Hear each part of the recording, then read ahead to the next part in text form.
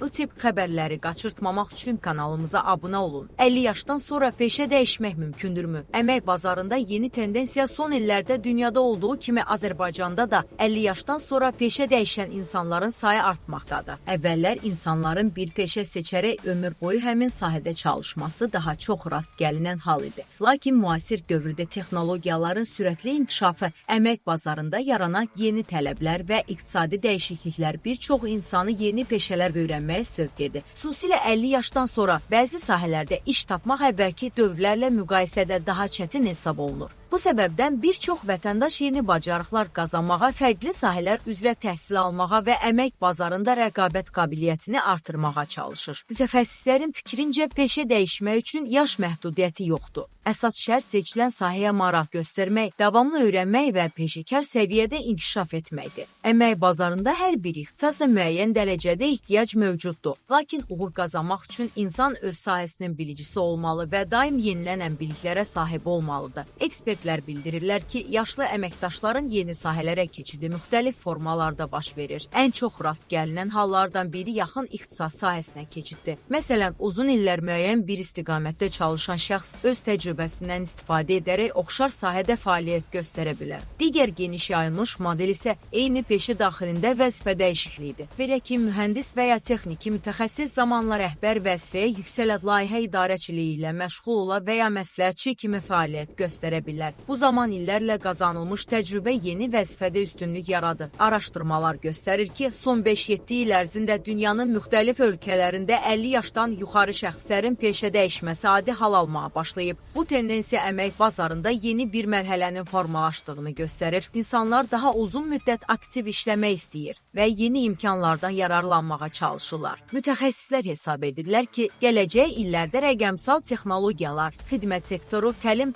və məsləhətçilik sahələri daha çox inkişaf edəcək. Bu isə müxtəlif yaş qruplarından olan insanların yeni peşələr öyrənərək əmək bazarında öz yerlərini tapmalarına şərait yaradacaq. Beləliklə, 50 yaşdan sonra peşə dəyişmək artıq qeyri-adi hal hesab edilmir. Əksinə, yeni biliklər əldə etmək, təcrübəni inkişaf etdirmək və dəyişən əmək bazarına uyğunlaşmaq uğurlu karyera qurmağın vacib şərtlərindən biri kimi qiymətləndirilir. YouTube başlığı 50 yaşdan sonra peşə dəyişmək mümkündür. Ekspertlərdən vacib açıqlama 50 yaşdan sonra yeni peşə, iş tapmaq daha asan olacaq.